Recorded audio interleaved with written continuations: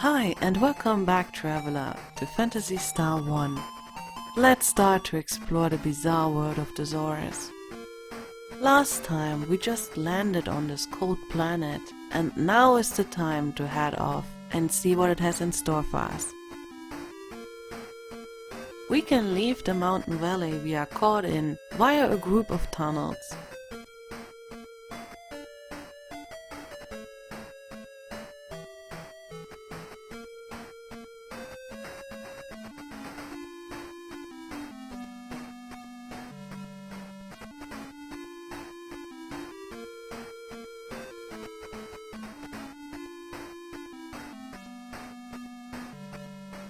And end up in this large open field with more tunnels and a building similar to Triada prison back on Palma.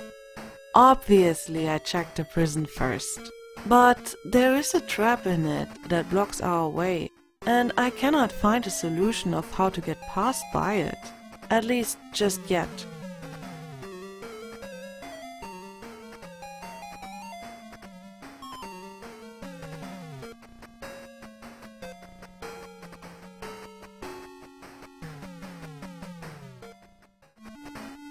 So I redirected the group's focus into the east, through another tunnel and towards an isolated village.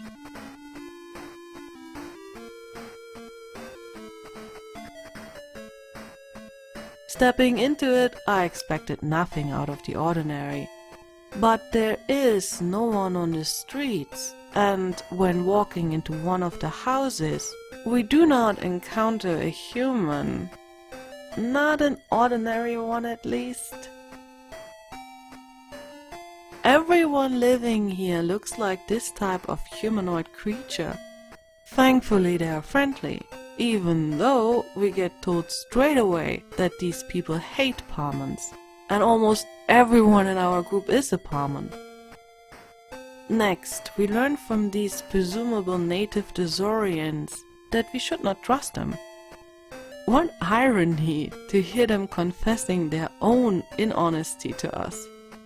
Confusingly, both sides of the village do not mark themselves as liars, but everyone around them. Who are we supposed to trust now? Especially since both sides tell equally amazing and fantastic stories. There's yet one striking difference in the way they talk to us.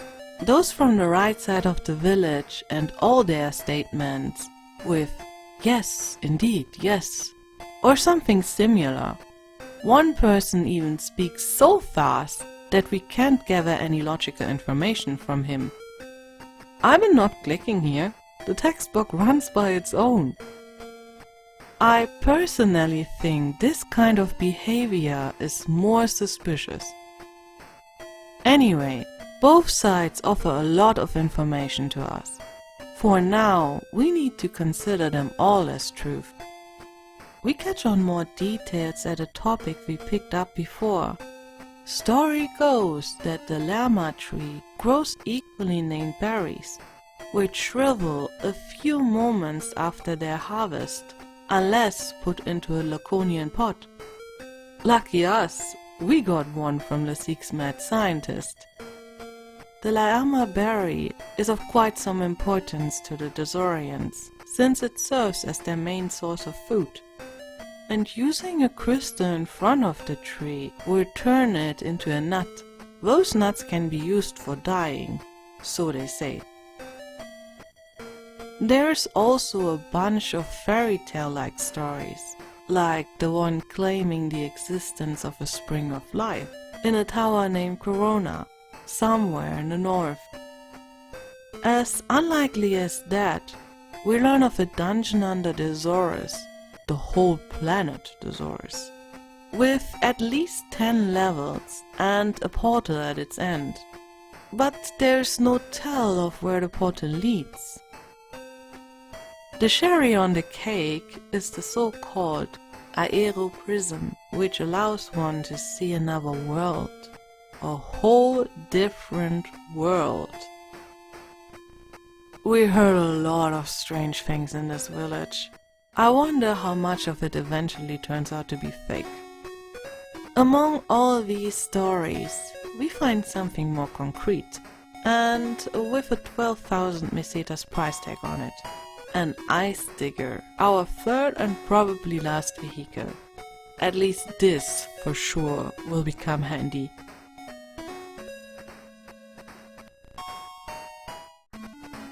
As this tunnel in the east, there's yet another one in the southwest. Crossing it leads into another icy field, but this time inhabited by giant mammoths which roam the area. They are not only visually impressive beasts, but also sturdy and equipped with a large pool of HP. In groups they easily become truly dangerous.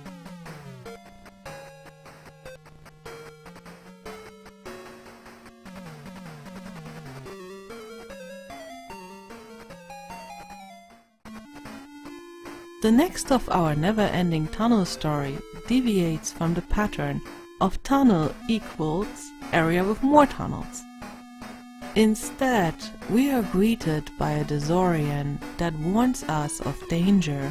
If we want to avoid a threat, we should listen to his advice and head left on the next break.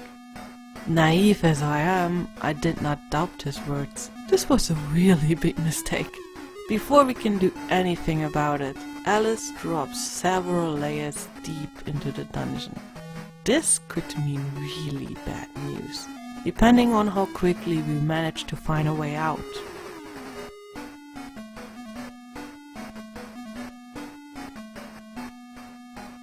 But wait, there is no way out. We got trapped by this liar. The only and very painful way to fix this situation is to reboot the game. This is something I never have encountered in a game before. A trap that forces one to reboot the game and discard all unsaved progress along the way. My goodness, if you save down there! To be fair, I found out later that Alice has a spell to teleport one out of a dungeon. But if you haven't learned it till this point, you are really doomed. Anyway, we return to the dungeon, but this time we had right. This solves the issue for us and rewards us with the Laconian shield, adding another one of those Laconian items to our collection in preparation for the fight with Lasik.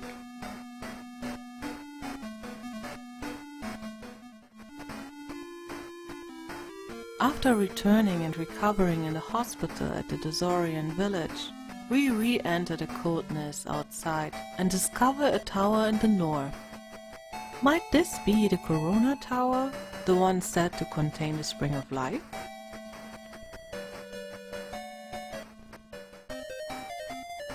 In here are more of the native people, one being worried of us plotting some mischief against them.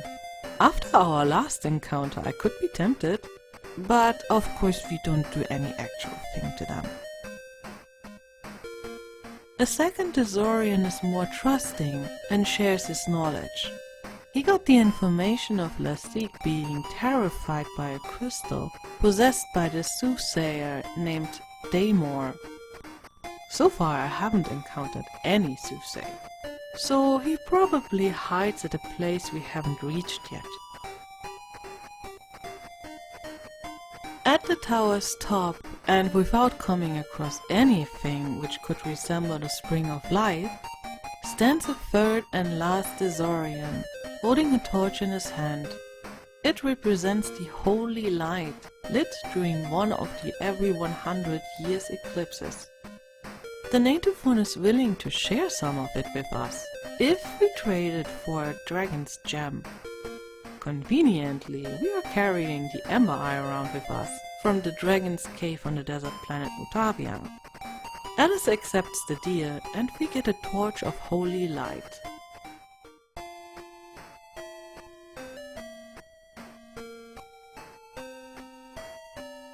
But what to do now? I got a bit stuck on this and could not find a way to put the torch to any use. So let's backtrack for a bit. Wasn't there this city surrounded by mist on the desert planet Motavia? Why not change settings for a while? By now I developed an idea of how to maybe cross the obstacle of the poisoning dusk. Don't know why this idea took me so long, but to my defense, this isn't the way it's supposed to be handled. We will find that out later. Back to the mist. Stepping into this is highly dangerous. The gas kills Odin and Noah in no time, and would do the same with Alice and Meow, if I would allow it. But Meow's MP storage by now is large enough to keep the two of them alive for enough steps to reach the town nested in all this deadly mist.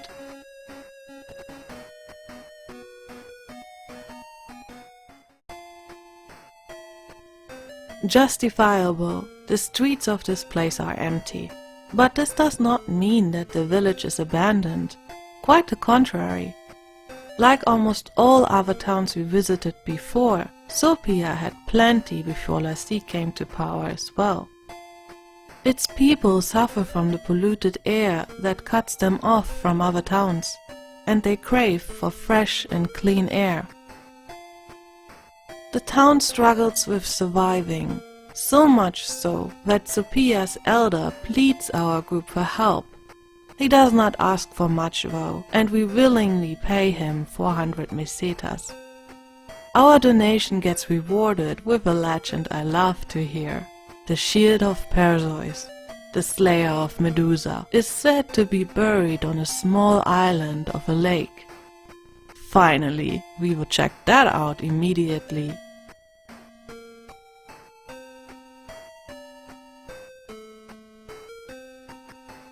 After pleasing Miss Miki by telling her that I enjoy my Sega game.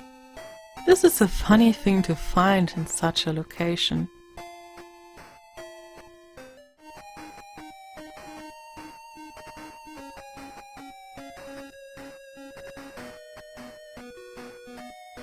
Very prominently, there is a lake next to the area filled with mist, the one we just crossed to come here in the first place. And located in its center lies a small island with a large lion ant at it. This island fits the description just perfectly. Using a little trick with our Land Rover to inspect the spot the lion ant built its lair on allows our group to excavate the buried mirror shield. With its help, Medusa will need to accept her fate. Equipping Odin with it ultimately protects the whole group from her stone-turning sight. And without this trick, she got nothing on her hands to drive our 4 heroes back. Thanks to Perseus' treasure, we finally are able to close this chapter and equip Odin with the mystical axe.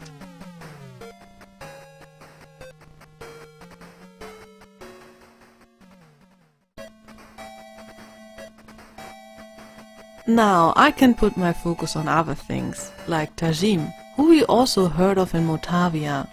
A man told us of him being a monk that can be found in the mountains south of a lake. We follow the hints and descend into this dungeon. There's really nothing else here but the monk, who turns out to be Noah's master. When I heard monk, I did not think of a fight, and certainly not of a duel. This is new and exciting. Luckily, the way down here wasn't that tiring, and Noah still got plenty MP left to accept the duel with her master. After all, without her magic, Noah is nearly useless.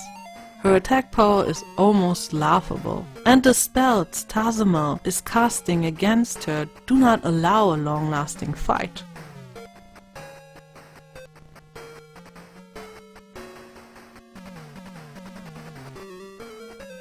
So, thanks to Noah's MP, we win the duel and the pride of the master, as well as the threat mantle. He promises that it will protect us from danger. A look into the item menu reveals that we just got gifted with the strongest armor Noah can equip. I think we just cleaned Motavia. There should be nothing left for us to do here. That should be a good point for a break. In the next part we will check on the magic door on Alice's home planet. Do you think a simple spell will let us through? What may lie behind that? Let's figure it out together in the next episode. Until then, bye!